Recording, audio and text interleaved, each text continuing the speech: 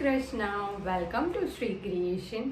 આ વિડીયોમાં હું તમારી જોડે ઠાકોરજી માટે કંઠેશ્વરી બનાવતા શીખડાવીશ। બહુ જ ઇઝીલી તમે આ વિડીયો જોઈ અને બનાવી શકશો, એકદમ સરળ છે।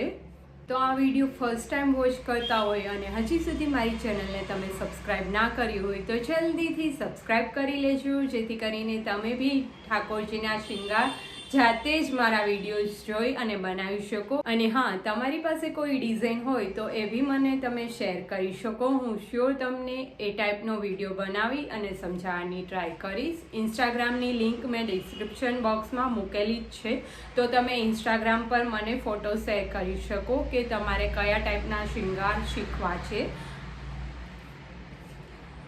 તો એના માટે વ્હાઇટ કલરનું સાવ નાની સાઇઝનું પદક લઈ લીધું છે અને ઓફ વ્હાઇટ કલરના મોતી લઈ લીધા છે, દોરો લઈ લીધો છે, પડછવા બાંધી લીધા છે। પડછવા કેવી રીતના બાંધવા એનો વિડીયો ઓલરેડી મેં મારી ચેનલ પર મૂકેલો જ છે, જેથી કરીને આપ બી એમાંથી જોઈ શકશો। અત્યારે ઓફ વ્હાઇટ કલરના મોતી 15 લઈ લેશું, 15 લઈ લેશું ઓફ વ્હાઇટ કલરના મોતી।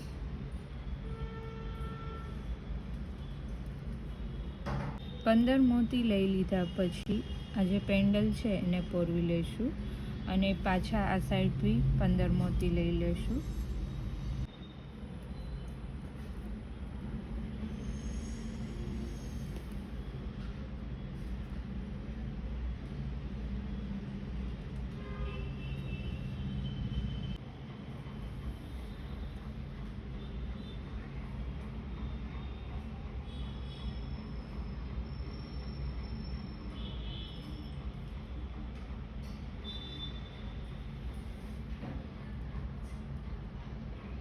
પડછવામાં 2-3 વખત ગાંઠ વાળી અને પછી પાછી હજી એક લાઈન કરવાની છે, એટલે પાછા મોતી લેવાના રહેશે।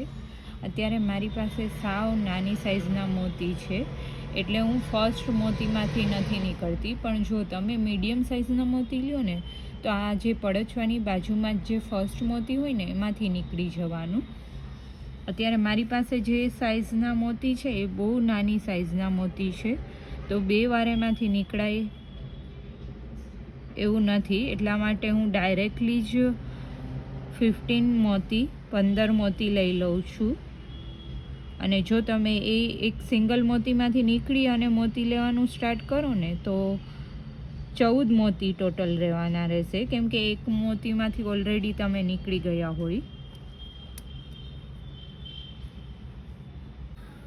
15 મોતી લઈ